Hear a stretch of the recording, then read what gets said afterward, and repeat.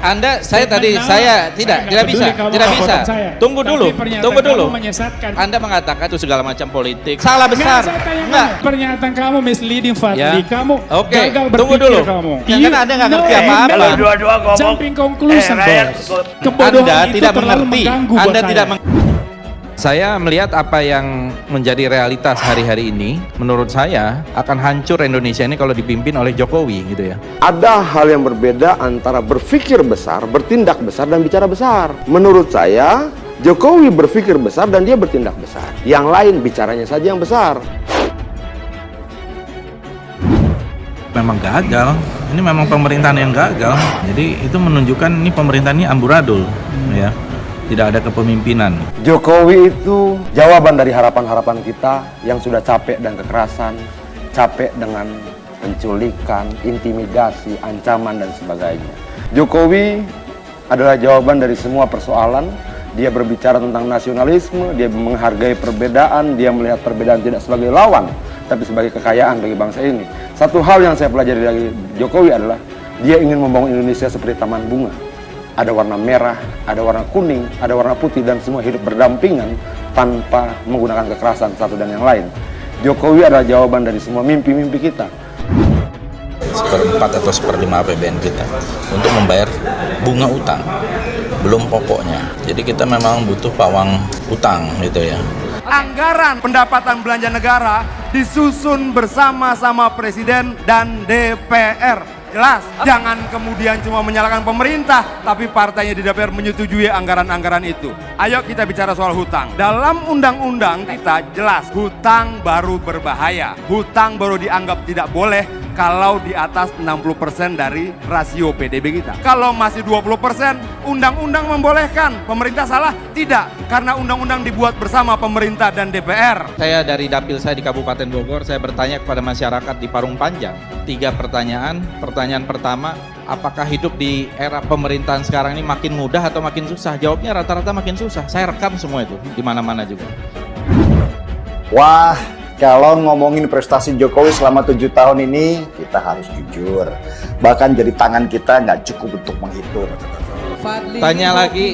Bicara hoax, Fadli. Kemudian bicara hoax terus nggak berhenti Fadli. Jadi ya hoax jadi, terus yang dibicarain. BBM coba bagaimana? jadi anggota Naik jadi atau pimpinan turun? DPR, jadi pimpinan DPR harusnya jangan bicara hoax. Berhentilah menyebarkan kebohongan. Berhentilah membodohi rakyat.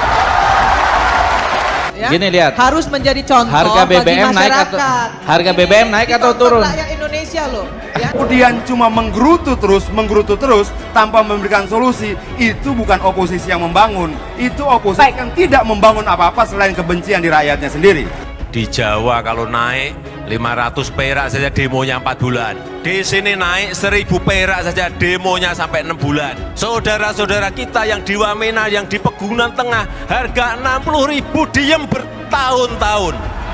Bayangin waktu kecil saya dulu, hidup di bantaran sungai, di pinggir sungai, dalam sebuah kehidupan yang sangat sulit. Ya, dan sekarang ini saya sangat bersyukur sekali. Presiden Jokowi sedar tentang keperluan membangunkan Indonesia, bukan saja politik tapi ekonomi. Dia membawa satu pemikiran yang baru, tidak sama dengan yang lama. Prestasi itu kalau melebihi dari apa yang ditargetkan, yang menurut saya jangan menipu rakyat lah. Saya kira dengan mempercepat ini kan memang mau dijadikan itu semacam seolah-olah prestasi dari pemerintah sekarang. Padahal menurut saya itu bukan prestasi. Itu kewajiban biasa, rutin gitu. Tidak ada bangsa yang bisa dibangun secara instan. Membangun negara bukan sulap. Membangun negara bukan cuma omong besar. Membangun negara butuh kerja-kerja besar. Membangun negara butuh fakta dan kenyataan, bukan menebarkan hoaks bagi rakyat. Pemerintah menerjemahkan infrastruktur hanya secara sederhana. Padahal menurut Fadli, infrastruktur dapat diartikan luas seperti kesehatan dan pendidikan. Ia juga menilai pembangunan infrastruktur yang diprioritaskan seharusnya dapat menstimulasi ekonomi atau yang paling dibutuhkan masyarakat.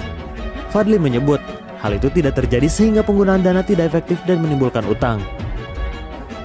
Sekali lagi aku bilang sama kau ya, jangan kau merasa menjadi anggota DPR itu kau tinggi hati, seenak-enaknya kau mau ngatur-ngatur apa yang ada di negara ini. Saat ini Presiden Jokowi sudah membangun 4.000 km jalan, 40 pelabuhan, puluhan bandara, dan sebagainya.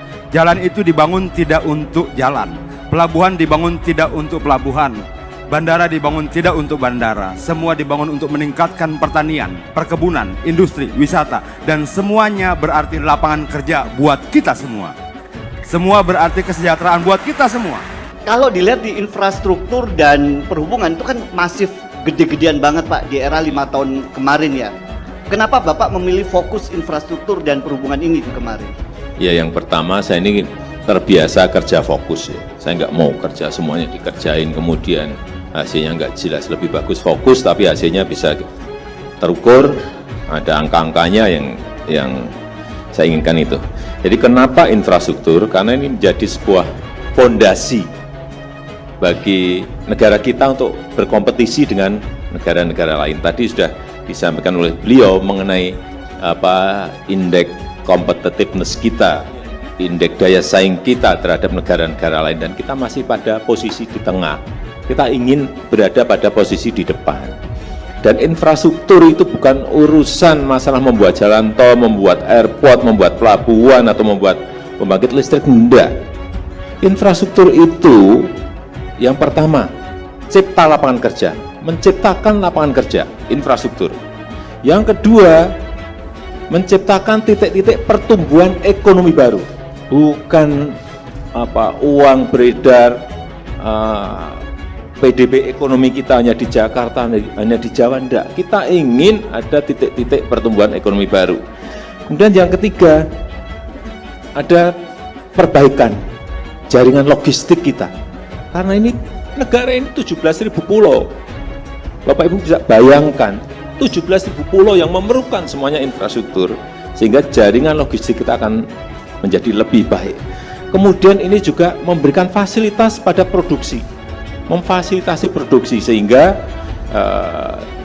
infrastruktur yang sudah kita kerjakan 5 tahun kemarin harus disambungkan dengan sentra-sentra produksi, baik itu produksi pertanian, produksi nelayan, produksi sentra-sentra industri kecil, kawasan industri, harus terhubung ke sana semuanya. Kemudian yang keempat ini juga pelayanan publik. Karena apapun, ada sekolah, tidak ada jalan menuju ke sekolah, bagaimana? Ada puskesmas atau rumah sakit, tapi nggak ada jalan ke sana, bagaimana? Orang akan datang ke sebuah puskesmas. Ini pelayanan publik. Saya berikan contoh yang paling nyata. Misalnya dari Wamena ke Nduga, yang sebelumnya harus jalan kaki, butuh waktu 4 hari 4 malam. Dengan jalan yang sudah dibangun oleh Kementerian PU, dari Wamena ke Nduga sekarang hanya kira-kira 5-6 jam sudah sampai. Sehingga kalau ada yang sakit di Nduga untuk dibawa ke rumah sakit di Wamena, tidak harus kita membopong selama 4 hari 4 malam. Semua presiden pasti membangun infrastruktur itu. Jadi itu bukan prestasi, seolah-olah infrastruktur ini menjadi etalase keberhasilan. Orang pinter banyak banget, Indonesia ini kelebihan orang pinter. Cuma kurang orang yang punya integrity, orang yang punya moral. Mau dijadikan itu semacam seolah-olah prestasi dari pemerintah sekarang. Padahal menurut saya itu bukan prestasi. Itu kewajiban biasa, rutin gitu. Orang-orang ributin soal Jokowi, aku browsing siapa sih dia gitu. Saya mengagumi Jokowi ya, saya pelajari sifat-sifat yang positif, karakter yang positif dari seorang Jokowi. Dan makin aku tahu sosok Jokowi, makin kagum. Wah, dia nggak mau terima gajinya, kemudian di beberapa cerita dia diundang di nonton wayang, disediakan tempat di depan, dia nggak mau duduk di depan, dia mau dari belakang loncat pagar bersama rakyat. Saya dari dapil saya di Kabupaten Bogor, saya bertanya kepada masyarakat di Parung Panjang 3 pertanyaan. Pertanyaan pertama, apakah hidup di era pemerintahan sekarang ini makin mudah atau makin susah? Jawabnya rata-rata makin susah. Saya rekam semua itu di mana-mana juga. Wah, kalau ngomongin prestasi Jokowi selama 7 tahun ini, kita harus jujur. Bahkan jadi tangan kita nggak cukup untuk menghitung. Fadli, tanya lagi.